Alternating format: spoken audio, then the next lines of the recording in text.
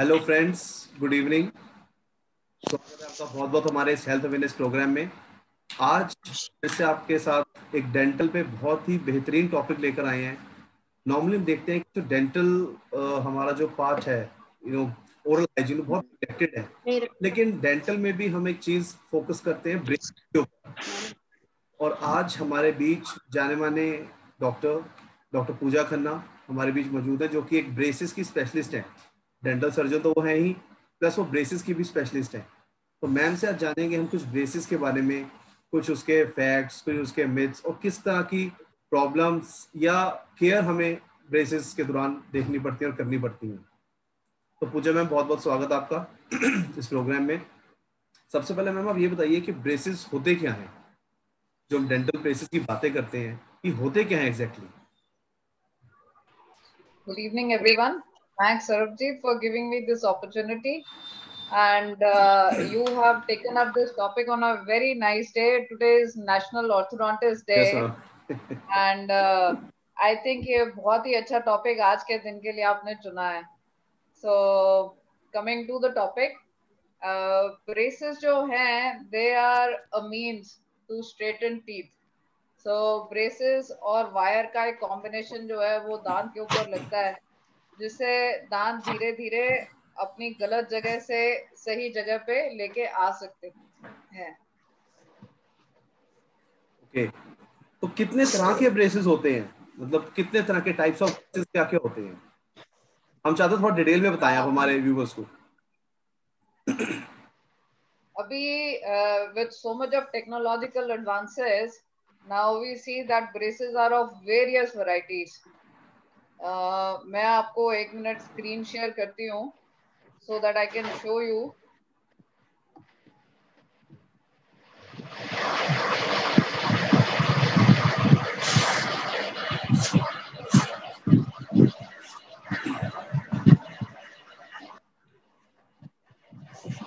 Can you see the screen?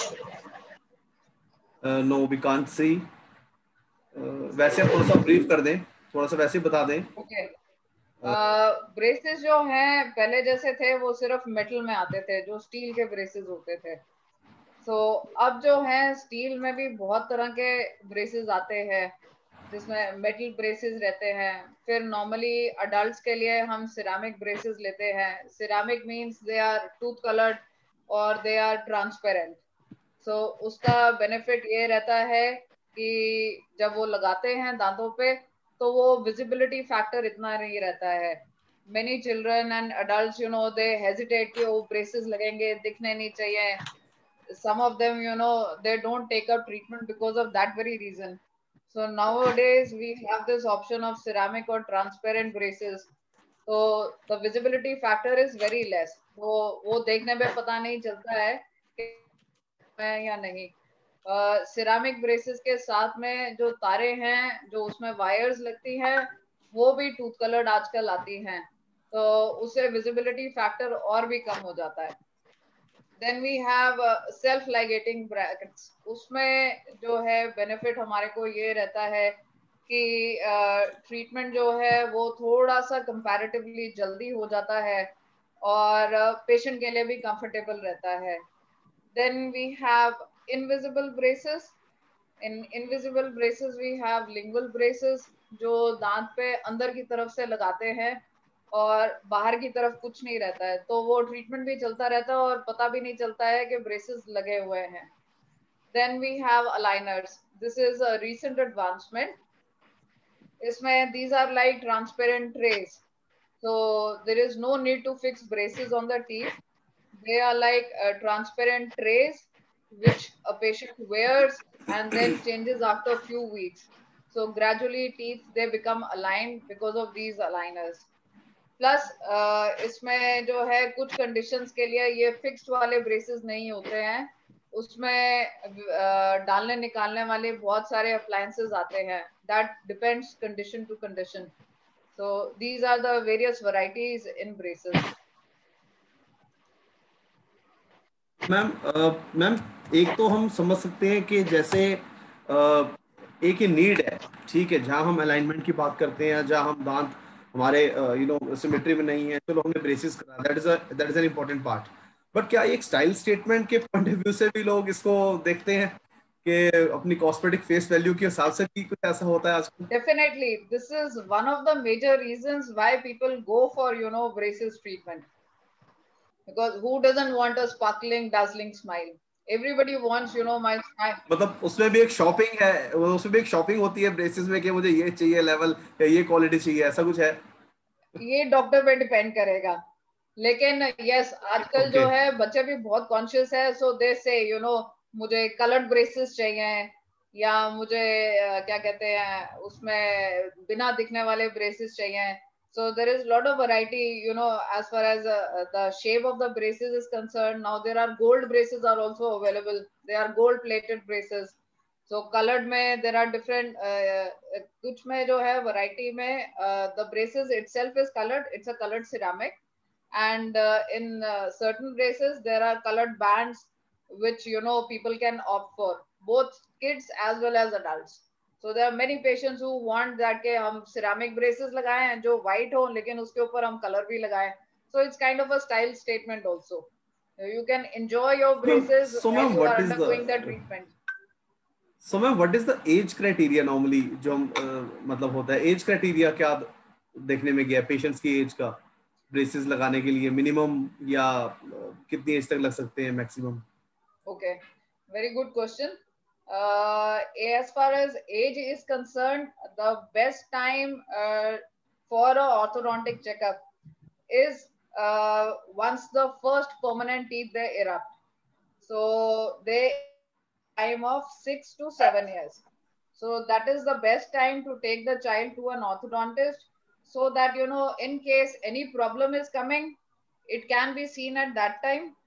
तो अगर वो उसी टाइम पे करेक्ट करना है तो वो उस टाइम भी करेक्शन हो सकता है, एंड अगर हमारे को वेट करना है तो उसके लिए फिर if it has to be started at a later age, then we start at a later age. Now as far as के कब तक लगा सकते हैं, तो आई वुड से जब तक मुंह में दांत हैं तब तक इसको लगाया जा सकता है. तो I have had patients who have been over 65 years of age. तो अब जो है like every 1 in 5 patients is an adult patient. It's no more कि it is limited to kids only. So adults are also opting for braces, and there are so many conditions in adults, not for aesthetics only, but there are so many problems which are related to function where braces correction is required.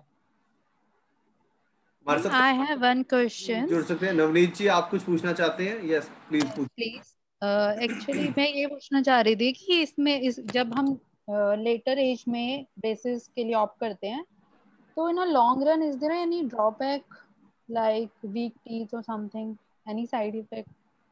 No, there are no side effects. With braces, you only have positive effects and positive side effects, I would say. One, of course, your smile, it improves. Plus, for whatever reason you are going for braces, like I would give you few examples. जैसे कई बार होता है कि दांत थोड़े टेढ़े मेढ़े से होते हैं, और जब आप छोटे होते हैं उस टाइम पे आप नहीं ऑप्ट करते हैं.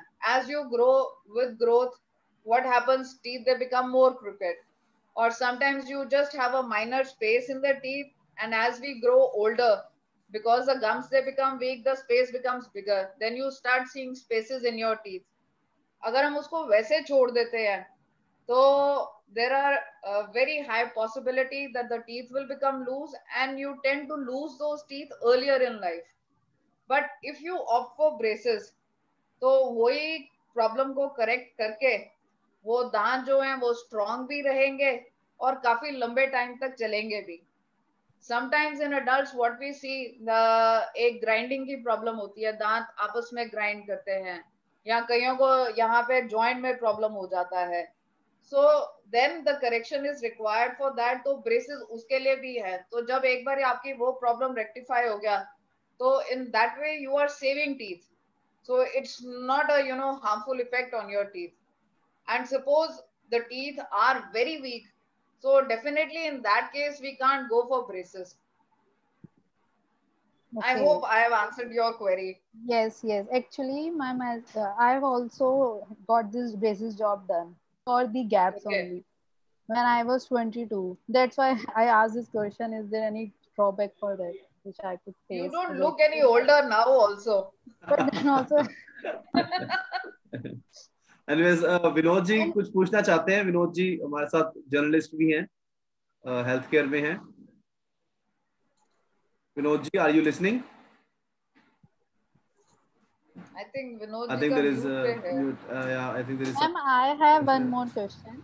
विनोद जी Yes, पूछना. please. हाँ जी, हाँ जी. जी नवनीत जी आप पूछिए. जैसे I got after my braces job done, I got retainers on my teeth, and Yes. it's been 7 years. It's on my teeth only. But they said once it gets break, then only we'll remove it. So how long I can carry it? See, the research says, and so my experience also says, that retainers are lifelong. So the longer you wear your retainers, or if it is a fixed wire also Yeah, behind your fixed teeth, wire. the longer it stays, the better it is. Because what happens, I will give you one example. Suppose a person has a curly hair. आपने एक बार hair straightening का treatment कराया, so the new growth that will take place will be curly only. So if you want to maintain that straight look, so repeatedly what you have to do, you have to maintain that. Similarly, the thing with braces is we align the teeth. But what happens, there are a lot of other things which are in action. जो टंग है वो अपना role कर रही है, जो हमारे face के मसल्स हैं वो अपने पुराने वाले ही आदत पे हैं, और जैसे जैसे हम फंक्शन कैसे कर रहे हैं, हम खाना कैसे खा रहे हैं, हम ब्रशिंग कैसे कर रहे हैं, तो ब्रेसेस के बाद जो अलाइनमेंट हुई है ये सब चीजें उसके ऊपर मैटर करती हैं. हमने सिर्फ दांत अलाइन करे, लेकिन उसको बहुत सारे फैक्टर्स ऐसे हैं जो वापस उसको मिसअलाइन करने के लिए काम भी कर रहे हैं. तो retainers, they help, as the name suggests, retain. So whatever correction that has been done, it retains that correction. So the longer you wear your retainers, the better it is for you. Because even if you are wearing retainers, जैसे removable वाले होते हैं या ये fixed wire वाले जैसे ही हो गए, अगर वो 24 घंटे भी लगे हुए हैं तो तब भी कुछ ना कुछ दांत का मूवमेंट होगा, because it's a very dynamic state. It's not कि एक बार हमने जहां चीज रख दी, आप खा रहे हो पी रहे हो, with age changes are happening in the bone, in the gums. So दांत जो है वो उन सब के अंदर ही है, वो एक अलग से एंटिटी नहीं है. तो उन सब से बचा के रखने के लिए जितना लंबा रिटेनर्स रहेंगे उतना अच्छा है. सो उसके लिए एक बेस्ट सोल्यूशन ये है, आपने जैसे रिटेनर्स आपके पीछे लगे हुए हैं, तो once a year definitely visit your orthodontist and get it checked. Because खाने पीने से क्या होता है, कभी जोर ज्यादा आ गया, कभी कम आ गया, तो वो जो ग्लू से टिके हुए होते हैं, sometimes that glue also comes off. वो ग्लू निकलेगा तो that particular tooth will also shift. So every 6 months or 1 year, definitely visit your orthodontist and get it checked whether they are in place or they need a replacement or they need any change. So उससे आपके दांतों के लिए better रहेगा. Thank you so much ma'am. I think अब इनको इनका answer मिल गया होगा. भावना जी कुछ पूछना चाहती हैं? भावना बत्रा जी. भावना जी. हाँ जी, एक क्वेश्चन है मेरा. हाँ जी, हाँ जी. एक्चुअली मेरा सन है 12 इयर्स का, तो उसके टीथ के पीछे जैसे टीथ आ जाते हैं, वो प्रॉब्लम है थोड़ी. ओके. हाँ जी, तो इसका सॉल्यूशन क्या होगा मैम? टीथ के पीछे जैसे टीथ आ गए हैं तो इसका मतलब ये है हाँ कि जी. उसके जॉ में जो उसका जॉ का साइज है हाँ और जी. जो दांत का साइज है उसमें थोड़ा सा मिसमैच है. तो ओके. जैसे वो जगह कम होने की वजह से क्या होगा कि हर एक दांत को प्रॉपर जगह नहीं मिलेगी सेट होने के लिए, तो दांत को जहां जगह मिलेगी वो वहीं पे आ जाएगा.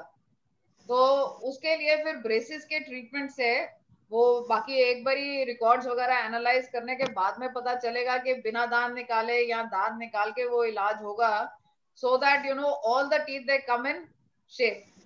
अदरवाइज क्या होगा, एक के पीछे एक होने की वजह से जब वो खाना खाएगा खाना बीच में फंसेगा, अगर वो ब्रश करने की भी कोशिश करेगा तो नो मैटर आप जितना मर्जा अच्छी ब्रशिंग करें, कुछ ना कुछ उसके अंदर अटका रह जाएगा, and this will lead to gum problems and cavity problems later on.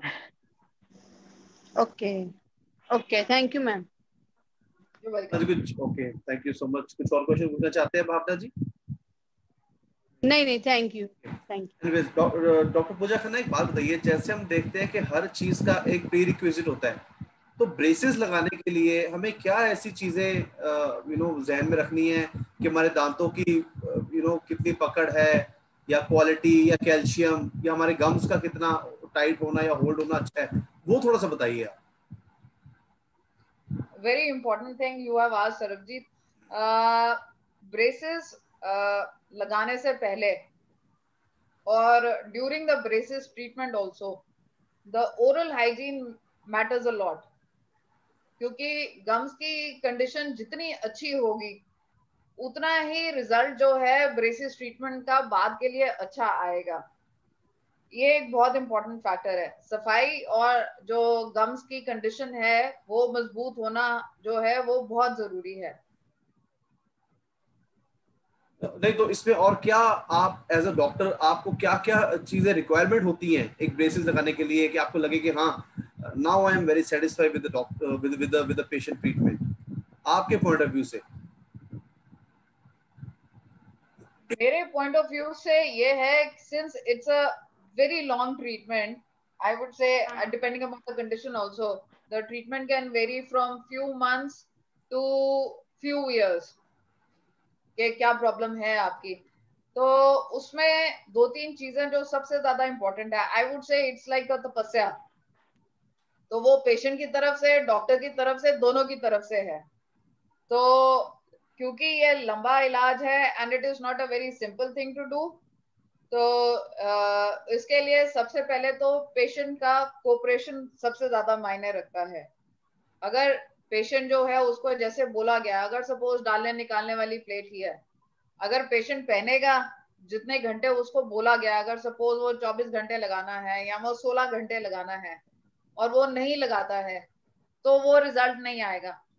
तो उसमें पेरेंट्स के लिए भी प्रॉब्लम है, उसमें डॉक्टर के लिए भी प्रॉब्लम है, क्योंकि whatever we are aiming for कि हमें ये रिजल्ट 6 महीने तक मिल जाना चाहिए और जिसने पहनना है वो नहीं पहन रहा है तो हमें वो रिजल्ट मिलेगा नहीं. ऐसे ही फिक्स्ड ब्रेसेस के लिए है, अगर हमने ब्रेसेस लगाए हैं, आपने उसमें हर मंथ या हर 3 हफ्ते में चेकअप्स के लिए आना है. अगर आप टाइम से नहीं आते हैं, अगर आप जो अप्लायंसेस लगाए हैं उसका ध्यान नहीं रखते हैं, वो बार बार टूटते रहते हैं, या आप अपने ओरल हाइजीन का ध्यान नहीं रखते हैं, तो उसकी वजह से क्या होगा, या तो रिजल्ट्स बहुत डिलेड होंगे, या जो हमने इनिशियली एक्सपेक्टेशन रखा है कि हम इतना अचीव करेंगे वो हम नहीं अचीव कर पाएंगे. तो ये जो दो चीजें हैं, patients cooperation and then following the instructions is very important for the successful treatment. जी विनोद जी कुछ पूछना चाहें? विनोद विप्लव जी. हाँ, ये पूछना है कि अगर ब्रेसेस में मान इन्फेक्शन आदि हो जाए कुछ ऐसा, तो उसके लिए आपकी क्या आवाज करना बहुत चाहिए? कम आ रही है, आपकी आवाज बहुत कम आ रही है. ब्रेसेस में अगर इन्फेक्शन हो तो उसके लिए क्या करना चाहिए, और क्या ऐसा उपाय करें कि इन्फेक्शन या उसके जो साइड इफेक्ट्स होते हैं वो नहीं हो पाए? ब्रेसेस लगाने का कोई नुकसान भी हो सकता है, कोई साइड इफेक्ट्स होता है? ब्रेसेस का वैसे साइड इफेक्ट ऐसा कुछ नहीं है, लेकिन अगर ब्रेसेस के दौरान में ओरल हाइजीन नहीं रखा जाए तो उसकी वजह से क्या होगा कि दांत में जो है, दांत में वो वीकनेस आ जाएगी, इनामल वीक हो जाएगा, गम्स वीक हो जाएंगे, दांत ढीले हो जाएंगे. सो ओरल हाइजीन मेंटेन करना जो है वो बहुत इंपॉर्टेंट है for a successful orthodontic treatment. तो ये आपने ध्यान में रखना है. हरिदर्शन जी, आप भी जुड़ चुके हैं मेरे साथ, आप भी आई थिंक फार्मा इंडस्ट्री से ही हैं, तो हरित जी आप भी कुछ पूछना चाहते हैं डेंटल का या ब्रेसेस का? Yes. First of all, very good evening, ma'am. Good evening. कैसी हैं आप? ठीक. मैम मेरा एक सवाल है। जो माउथ का जो स्मेल होता है, बिड स्मेल जो होता है, गंध जो निकलती है मुंह से जब हम बोलते हैं, उसके लिए मुझे क्या करना चाहिए?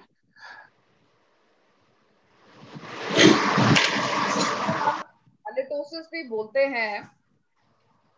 जो मुंह का बैड ब्रेथ को हम बोल रहे हैं उसको हम हेलेटोसिस भी बोलते हैं।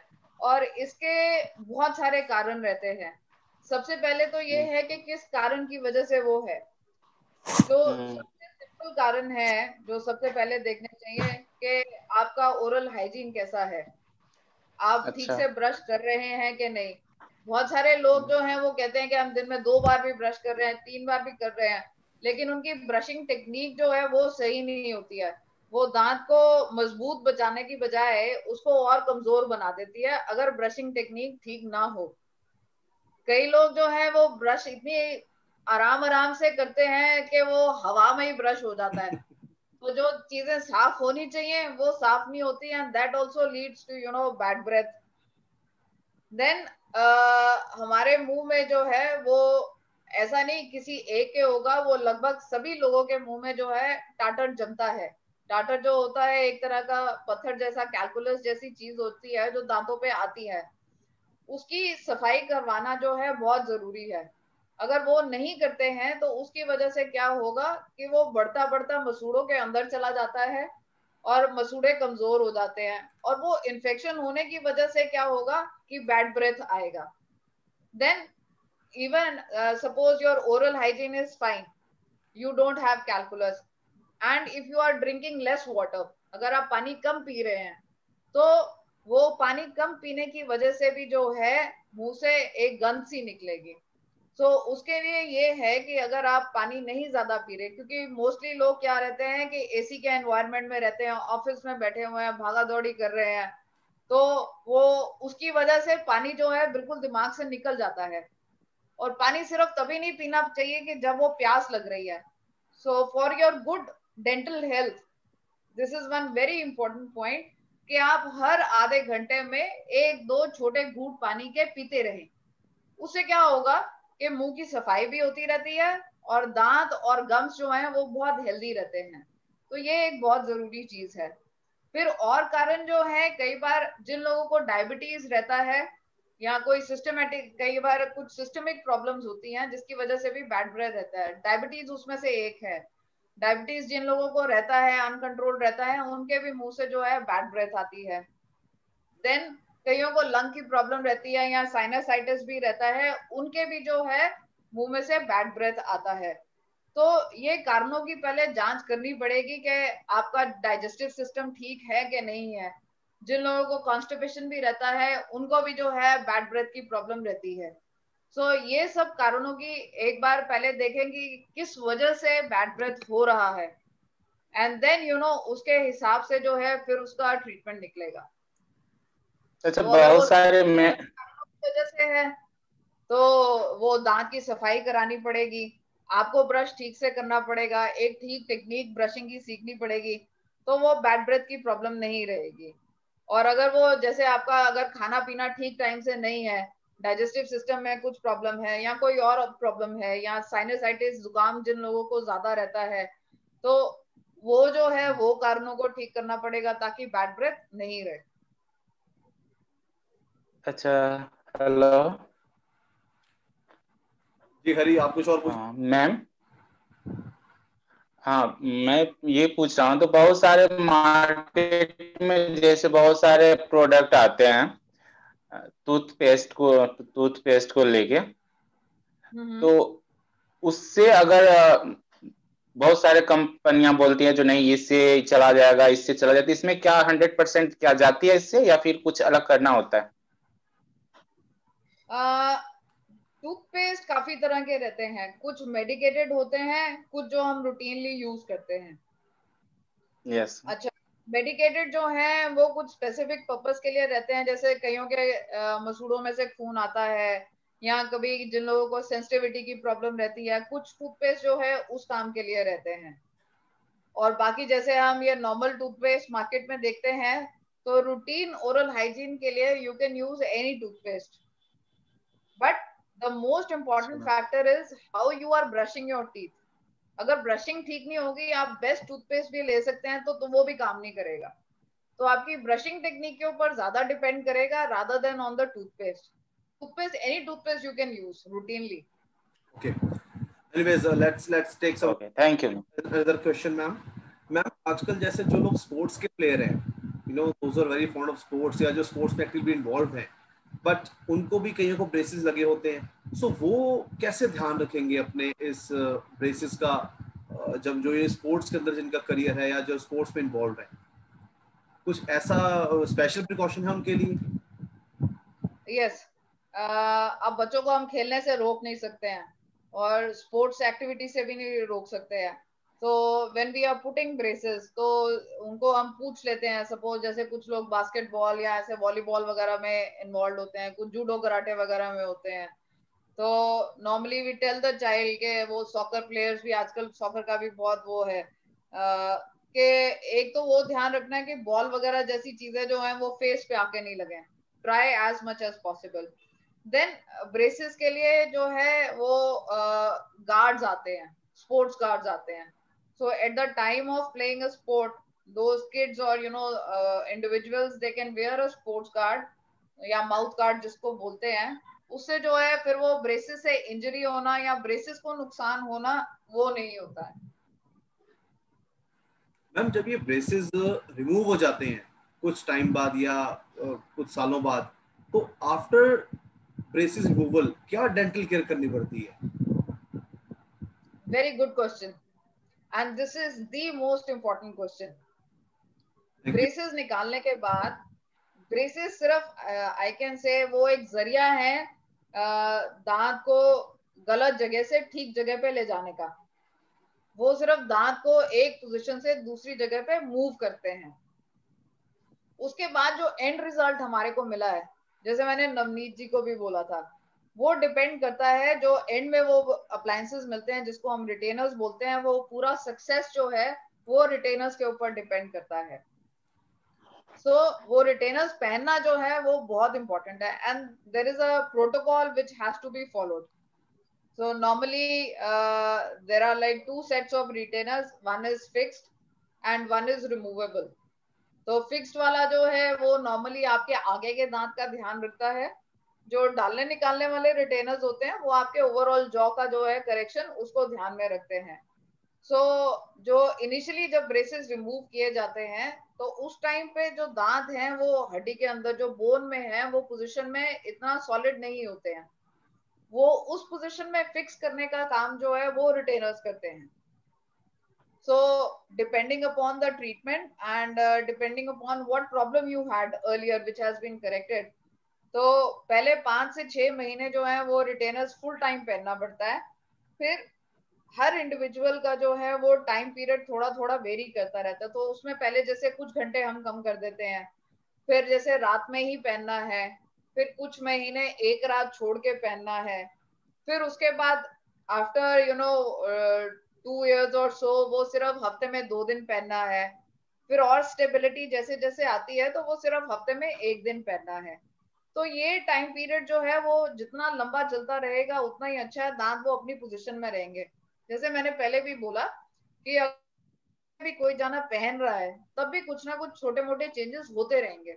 वो चेंजेस उतने कम रहे तो वो आप जितना रिटेनर लगाएंगे उसके ऊपर डिपेंड करेगा. अगर सपोज हम ट्रीटमेंट जैसे अर्ली एज पे कर रहे हैं, तो ट्रीटमेंट जैसे हमने 10-11 साल में स्टार्ट किया तो उस टाइम पे कुछ दांत आए हैं. कुछ दांत जो हैं जैसे अकल दाढ़ वगैरह है वो 16, 18, 20, 22 साल, कईयों की 40 साल तक आती है. तो जब वो दाढ़ें निकलती हैं तो वो भी जो दांत ठीक किए हैं उसके ऊपर थोड़ा सा असर उसका भी रहता है. तो और प्लस आपकी क्या कंडीशन रही है. अब जैसे कई लोगों को बचपन में अंगूठा या उंगली चूसने की आदत रहती है तो दांत बाहर आ जाते हैं. तो जब हम रिटेनर देते हैं तो उसमें प्रोविजन रहता है कि बच्चा दोबारा से वो हैबिट नहीं ले ले, वरना जो करेक्शन किया है वो वापस से वही उसी स्टेज पे हम वापस पहुंच जाएंगे. पूरा तो नहीं लेकिन लगभग काफी हिस्सा जो है वापस उसी शेप में आ जाएगा.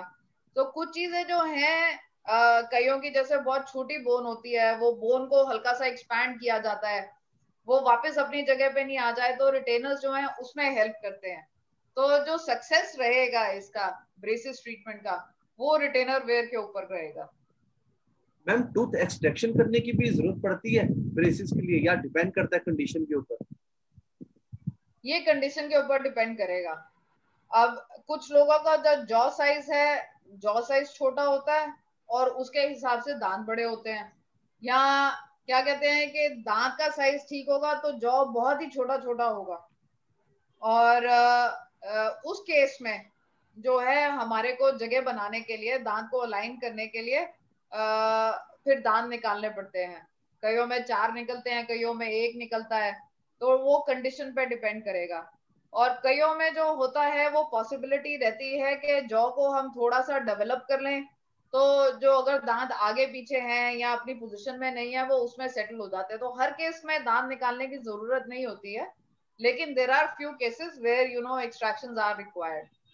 It depends. Thank you so much ma'am. जाते आते एक बार आप ओरल हाइजीन के लिए टिप्स दे दें एक बार, सबके जो कॉमन हो। ओरल हाइजीन की tips. Hello hello, am I audible? Yes ma'am. Ma'am जाते जाते बस आप एक ये बताएं कि ओरल हाइजीन की टिप्स दे दें सबको। सिर्फ टिप नहीं लें, ओरल हाइजीन मेंटेन भी करें। जी बिल्कुल, ये बहुत जरूरी बिल्कुल है। बिल्कुल। टिप्स तो हम बहुत पढ़ते रहते हैं, सुनते रहते हैं, बट उसको प्रैक्टिकल अप्लाई हाँ, बहुत जरूरी है। क्योंकि वो बहुत सारे नुस्खे होते हैं कि हम ये भी कर रहे हैं, हम वो भी कर रहे हैं, और दांत फिर भी खराब है। तो सबसे पहली इंपॉर्टेंट बात जो है, दिन में कम से कम 2 बार तो ब्रश करें, सुबह भी और रात भी। फिर एक टंग क्लीनर डेफिनेटली यूज करें, इट हेल्प्स। उससे बैड ब्रेथ भी कम होता है, जो मुंह में टाटा डिपॉजिट्स कईयों के ज्यादा बनते हैं वो भी कम रहते हैं, and it gives you a feeling of freshness. So tongue cleaner, always use a tongue cleaner. Then a proper brushing technique is also very very important. It is the most important thing. अगर brushing ठीक नहीं हो रही है, आप जैसे कुछ लोग जो है वो ब्रश तो करते हैं लेकिन उनका ध्यान अपने बिजनेस में, घर की परेशानी में वहां पे लगा रहता है, तो उसकी वजह से क्या होता है, ब्रश वो घिसते चले जाते हैं एक ही जगह पे, तो वो सफाई करने के बाद बजाय वो दांत ही साफ हो जाता है, या वो ब्रश करते करते जो दांत इतना पतला हो जाता है बिल्कुल कि बिल्कुल गरम लगने लग जाता है। बिल्कुल। तो प्रॉपर टेक्निक जो है वो जरूर सीखें, उसके हिसाब से ब्रश करें। वरना एक तो है इस तरह से ब्रश नहीं करना चाहिए जो हम हॉरिजॉन्टल घिसते रहते हैं, वो सबसे ज्यादा दांतों के लिए हार्मफुल है।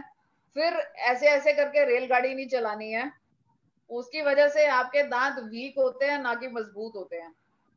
सो दांतों का जो ब्रश करने का तरीका है, आपका ब्रश हमेशा मसूड़ों से दांत की तरफ आना चाहिए, और सिर्फ दांत पे ब्रश नहीं करना है, मसूड़ों के ऊपर भी ब्रश करना है, क्योंकि they are the foundation blocks which are holding the teeth. अगर गम स्ट्रांग नहीं होंगे, आप सिर्फ दांत दांत साफ करेंगे तो उसमें भी कुछ वो फिर फायदा नहीं होगा इतना। तो ये जरूरी है। प्लस कई बार हम देखते हैं आप कि टीथ पीले पड़ जाते हैं, कई बार दांत बहुत येलो से रहते हैं आगे, उसका क्या ब्रशिंग से कुछ लिंक है? Tooth colour is like our skin colour. जैसे हर एक का स्किन है, कोई गोरा है, कोई थोड़ा सा व्हाइटिश कंप्लेक्शन में है, वैसे ही टीथ का कलर भी होता है। Normally it is seen people who are fair they have yellow teeth, and those who are little darker in complexion they have white teeth. So एक तो पीलापन जो है वो दांतों का अपना नेचुरल कलर भी होता है, और कुछ जो होता है वो ना ब्रशिंग ठीक करने की वजह से, या कईयों को कुछ हैबिट्स होती हैं जैसे स्मोकिंग है, या कई लोग जो है टी कॉफी बहुत ज्यादा लेते हैं, वाइन ज्यादा लेते हैं, तो उसकी वजह से दांतों पे स्टेनिंग होती है। तो अगर पीलापन उसकी वजह से तो है, तो वो फिर डेंटल क्लीनिंग करने से जो है ठीक हो जाती है। Hello ma'am. जी बोलिए। मैम कुछ पूछना चाहते हैं। पूछना था, स्मोकिंग के चलते ना कई बार दांत में काला कालापन आ जाता है, स्मोकिंग के चलते कहीं कहीं दांत में, तो क्या वो सफाई से जाएगा या फिर कोई और तरीका है उसको निकालने का? आई थिंक स्मोकिंग क्विट करें। हाँ बिल्कुल, मैं भी यही कहने वाली थी। सबसे पहला तो जो है स्मोकिंग क्विट करें, तो काला काला आएगा नहीं। और बाकी अगर आप वो नहीं क्विट करते हैं तो then like once a year और every 6 months, depends how often you are smoking, वो क्लीनिंग कराना जरूरी है। अच्छा, I have one question. Nowadays, in this Corona time, people are apprehensive to pay visit to dentists, even though they are facing dental problems. I want to know what safety measures dentists are taking I think so that we can because we are visit. running out of time, तो हम जल्दी से इसको sum up करें। You need not be scared, because जितना आप डरे हुए हैं डेंटिस्ट बेचारा उससे ज्यादा डरा हुआ है। So because now what is happened, there are various guidelines which have to be followed for our safety and for patient safety. तो उसके लिए बहुत सारे सेफ्टी प्रोटोकॉल्स फॉलो किए जाते हैं। लाइक आपको प्रोटेक्टिव गियर दिया जाता है पहनने के लिए, जो डेंटिस्ट है वो खुद भी ये सब पहनते हैं। फिर प्रोसीजर से पहले और प्रोसीजर से बाद में बहुत सारे जो हैं स्टरलाइजेशन और डिसइंफेक्शन मेथड जो हैं वो पहले नहीं होते थे इतने। पहले भी स्टरलाइजेशन वगैरह तो डेफिनेटली हर क्लिनिक फॉलो करता है, लेकिन now it is more stringent and it is required. So from dentist side, they are trying their level best so that nobody gets infection. Okay, So thank you. I think let's wind up the session now. And बहुत ही अच्छा interaction रही with doctor Pooja Khanna. And हम उम्मीद करते हैं दोस्तों आपको हमारा ये प्रोग्राम जरूर बहुत पसंद आया होगा। और this is just an awareness program, but this is not a substitute of any kind of treatment और मेडिसिन। अगर आपको किसी भी तरह का कोई हेल्थ इशू है, आप प्लीज अपने डेंटल सर्जन को या अपने डॉक्टर को या अपने हेल्थ केयर प्रोवाइडर से कॉन्टैक्ट करें। और हम बहुत थैंक्स करते हैं डॉक्टर पूजा खन्ना कि उन्होंने आज हमें इतना टाइम दिया और इतना अच्छा समझाया ब्रेसेस के बारे में।